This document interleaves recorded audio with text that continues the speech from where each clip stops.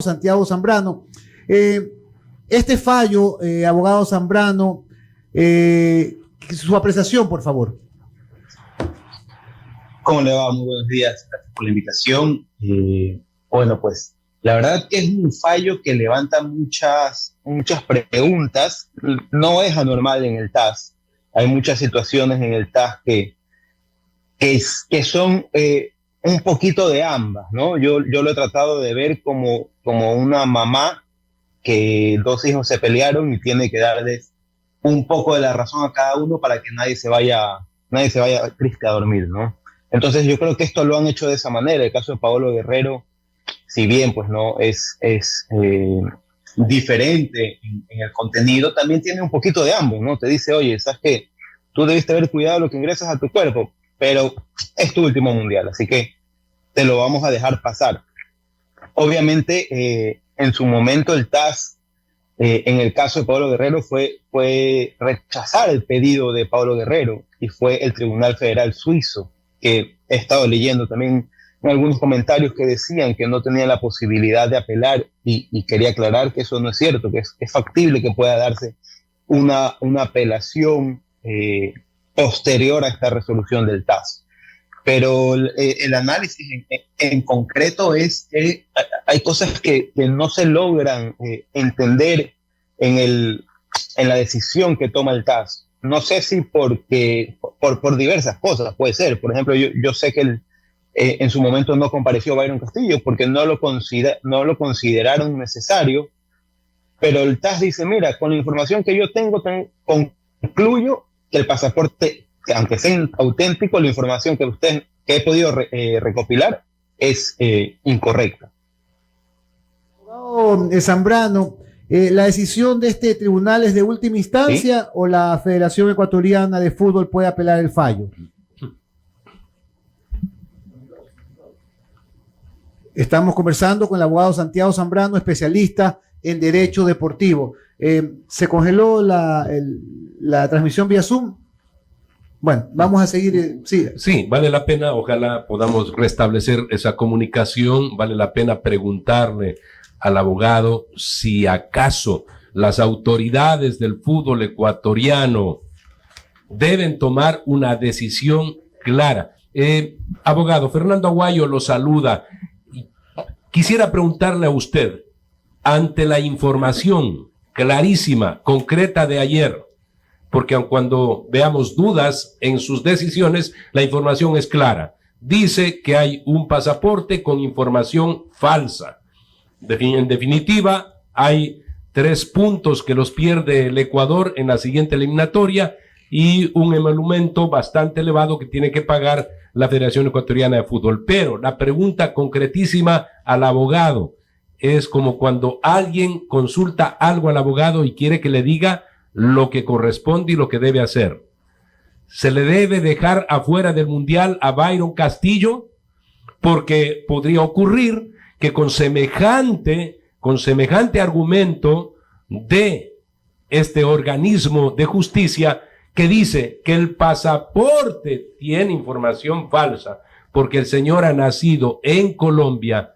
Imagínese jugar contra Qatar el primer partido y que cuando termina y de pronto con un triunfo del Ecuador o un empate, Qatar inmediatamente denuncia y demanda al Ecuador. ¿Cuál sería su recomendación, abogado?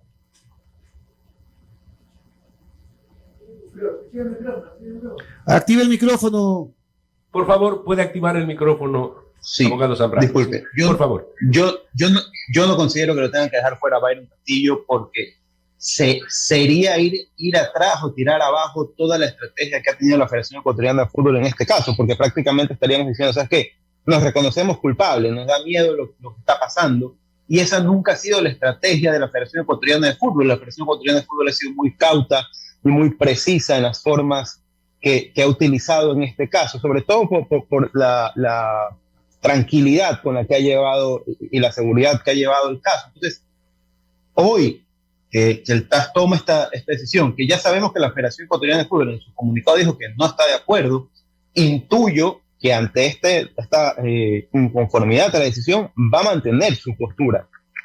En mi opinión, no habría ningún problema de jugar los partidos con Byron Castillo. ¿Por qué? Porque la decisión del TAS, como decía hace un momento, fue tomada con lo que yo considero la mitad de la información. Porque ellos dicen, con la información que yo tengo que concluir que el jugador nació en Tumaco.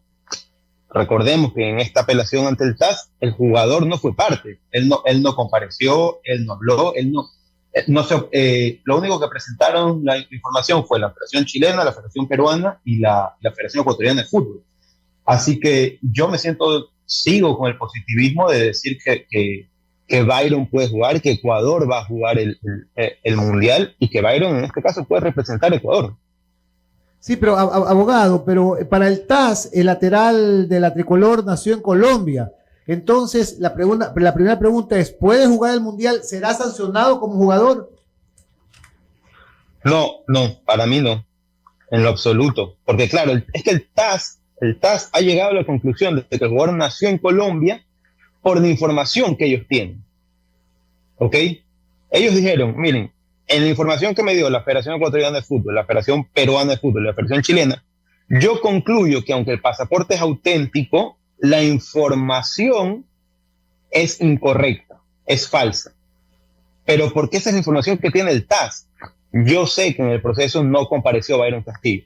Es posible que el desarrollo de este caso hubiera sido diferente si Byron Castillo hubiera comparecido y hubiera aportado toda la información que ellos tienen de que el jugador efectivamente es ecuatoriano. Abogado, ¿la decisión de este tribunal es de última instancia o la FEF puede apelar el fallo? Sí, el Código de Derecho Privado suizo establece que todas las instituciones de arbitraje internacional que estén situadas en Suiza pueden apelar ante el Tribunal Federal Suizo, que es la última instancia, ¿no? Lo que pasó en el caso de Paolo Guerrero y varios casos más del deporte en que se ha recurrido al Tribunal Federal Suizo. Obviamente tienen que tener ciertas consideraciones, pero es posible. Si se cumplen esas consideraciones, pueden ir al Tribunal Federal Suizo. Abogado Zambrano, lo saluda Paoli Casa. Yo quisiera saber qué le parece a usted la pena que nos dieron, porque entiendo que sí hay una pena económica y además son 3 puntos para las próximas eliminatorias, algo así. Entonces quisiera saber si le parece, digamos, Byron Castillo va a jugar en el Mundial. Con esto dicho, si hay una sanción para el futuro, que quisiera saber si le parece, digamos, proporcional, le parece correcta.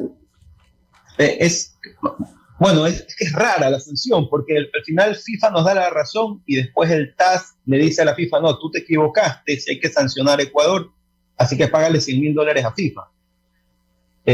Las federaciones que están, en teoría, perjudicadas, de acuerdo a la resolución que da el TAS, son la chilena y la peruana, y al final lo único que reciben son las costas, los gastos profesionales, ¿no? de los abogados en los que incurrieron. Ahora, yo no puedo decir, porque he escuchado, la sacamos barata, decían en algunos lados. Yo no te podría decir si la sacamos barata, porque eso recién el cuánto nos ha costado este asunto lo veremos en las siguientes eliminatorias.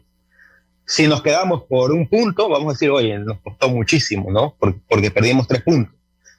Si clasificamos sobrados, vamos a decir, sí, la sacamos barata. Al final, a pesar de que tuvimos 3 puntos menos, igual clasificamos. Pero eso recién lo vamos a ver en las siguientes eliminatorias. Y sobre la multa, es que la verdad que yo no comprendo mucho cómo es que FIFA nos da la razón y después el TAS le dice a FIFA, oye, estás equivocado, y de paso págale a FIFA $100,000.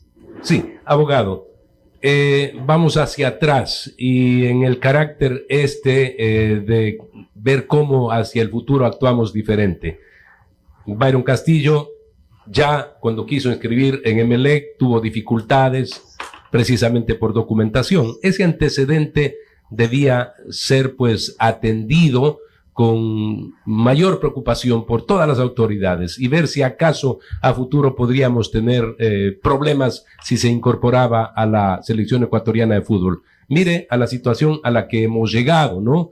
En cierto modo, esto de si la sacamos barata o no, hay que esperar las próximas eliminatorias, pero en general hay que decir que por ahora le hemos sacado bastante barata.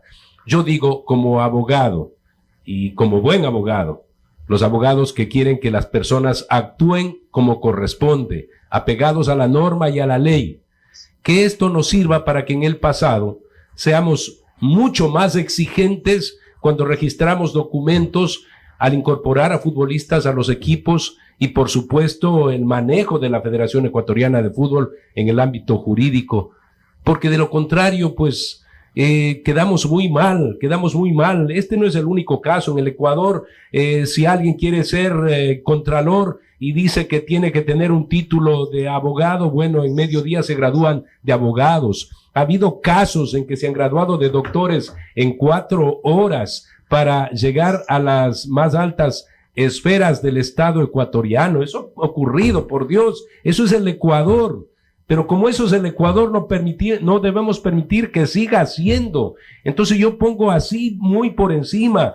Hay gente que necesitaba el título y fueron a la universidad, esta cooperativa de Colombia, una universidad chimba que desapareció, y ahí obtuvieron el título de doctores para ser altas autoridades. Por Dios, esa es la realidad de nuestro país.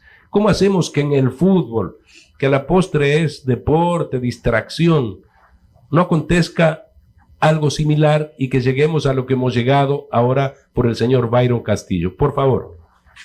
Sí, a ver, yo sé que la Federación Ecuatoriana de Fútbol tiene un convenio con el registro civil, pero asimismo sé que no le han dado el uso que le podrían haber dado, ¿ok?